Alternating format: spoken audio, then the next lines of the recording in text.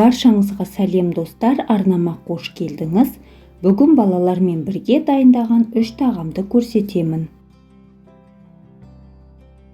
Және де төмендегі подписаться батырмасын басып, менің арнама тіркеліп алыңыздар. Менің арнама кірген кезде төмен қарай түссеңіздер, әртүрлі оңай дайындалатын рецепттер бар.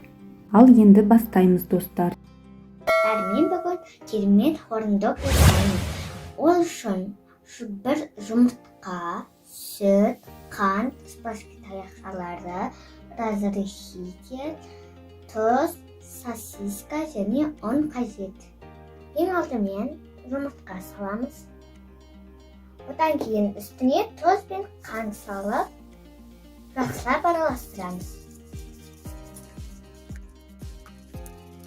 Оны араластырып болғаннан соң, оның үстіне қопсатқыш саламыз. Аз-аздан салып отырып, жақсылап араластырамыз.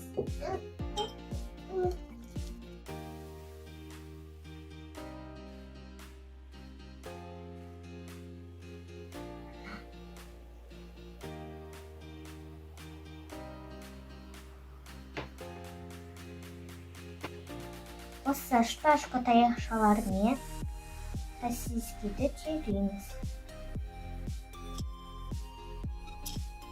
Міне осылай стақанға құйып алдым. Міне осылай кіргіземіз да.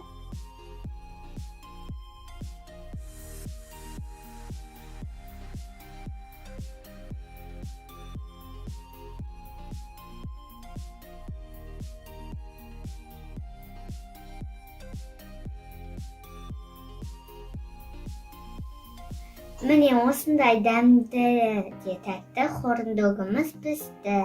Хорындық жасап болдық. Екінші тағам картошка фри. Балалардың ұнататын тағамдары, жақсы көріп дайындайды.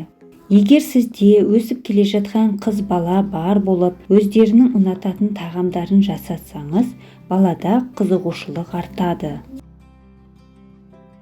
Үшінші тағам картофельные драники. Балалар үлкен қызығушылықпен дайындайды.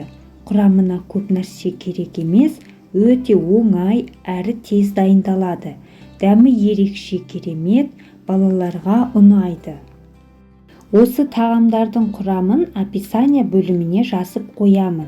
Кіріп қарасаңыздар болады. Егер сіздерде маған жақсы ұсыныстарыңыз болса, комментарийға жазып қойсаңыздар, немесе видео ұнаған болса, смайлик қалдырсаңыздар, мен үшін ол өте маңызды. Өздеріңіз көріп отырғандай, балалар барлық құрамын өздері дайындап, үлкен қызығушылық танытып дайындады. Балаларға өте ұнайды. Сіздер де жасап көріңіздер. Әрине, баламен бірге дайындағанда үлкендердің көмегі керек. Толықтай балаға қалдыруға болмайды. Видео пайдалы болды деген ойдамын. Соңына дейін көргеніңіз үшін алғысымды білдіремін. Арнама тіркелуді ұмытпаңыз. Келесі видеода кездескенше.